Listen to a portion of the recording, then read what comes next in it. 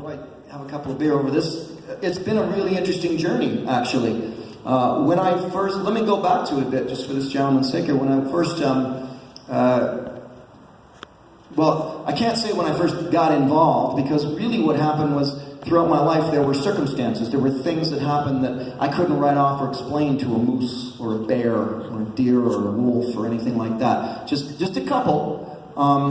And the interesting thing is, once you start to study the phenomenon, and you look back, if you've done a lot of wilderness time, there's always one or two things you go, you know, wait a minute, remember that time?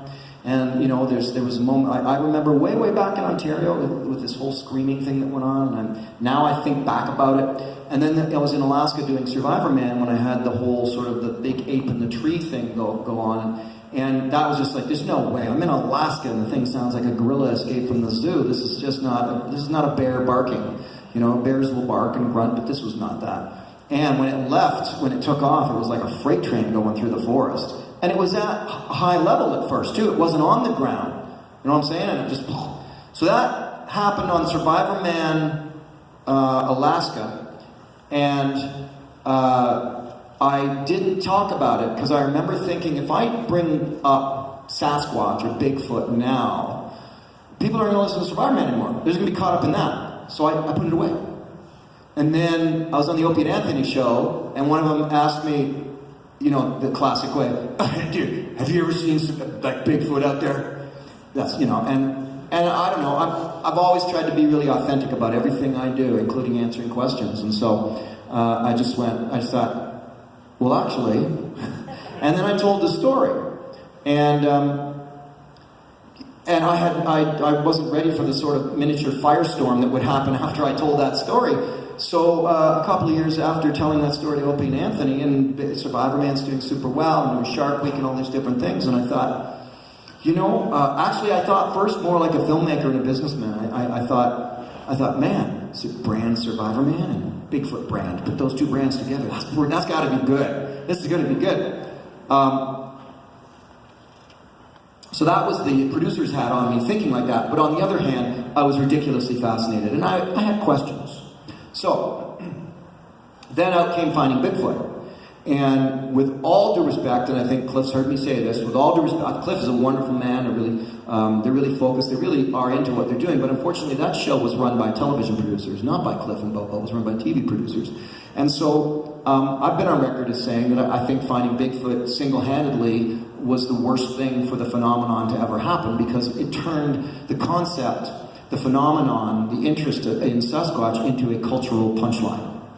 And you start coming up in trailers with Robert Downey Jr. You know, it was a joke. It became a joke. And it became like Squatch. We're all going squatching. Let's go squatching.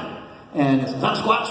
You know, that all became not serious. And meanwhile, I'm out there experiencing this crazy ass stuff that just scared the, you know, your hair's on it. I don't have much hair, but on the back of my neck. So I thought, okay, you know what? And I pitched it to the network and embarked on Survivorman Bigfoot. Now, we could go on all night about all the things that happened while shooting that series. But two things came out of that series. Number one, I found that all of the people researching Bigfoot and Sasquatch, you know, were really interesting. Like there was this whole other, like, wow, this whole spread of belief systems and concepts and realities and perspectives and theories. It was just like, I wasn't ready for that. And, you know, one hand you had Gigantopithecus, and at the far end, the other end you had aliens, and everything in between, you know. So that became really interesting to me, and I thought, okay. And I remember thinking and saying to a couple of people, you're not going to make me your poster boy. I'm coming in this like a journalist, a filmmaker, skeptical, but wide open. Show me what you got. And it'd be like, I got this thing going on in my backyard in Montana. Okay, I believe you. I'll come out. Put me in the middle of the bush where you said this happened. And I'm going to stay there overnight, a couple of nights. So that started me off, really, I mean, we've done 10 episodes. Now, the good news is, here's some information for you. I just launched a new network called SMTV Network. Yeah. Woo!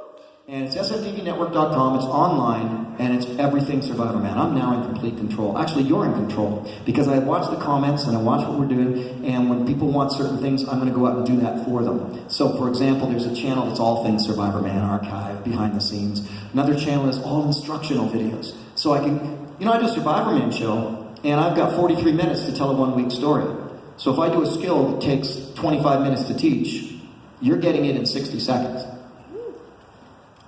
So I have this instructional channel, now I can get specific and detailed and teach you knots and ropes and shelters and even camera techniques in the field for documentary filming. And one of the channels is a Bigfoot channel. So everything's dedicated to Bigfoot, and I've been actually very intent on creating a lot of content every single month. I mean, it's the price of a cup of coffee. It's $3.99 a month, and you get everything surrounding music, a director's commentary channel where I do commentaries on my own film. You watch me watching the film, we pull it, we have a beer together, I sit there and go through them, and this Bigfoot channel. So on this, this will give me the opportunity, I hope, to move into the future now and see where else this subject matter can go. I've made a lot of friends throughout that whole sort of field. Dr.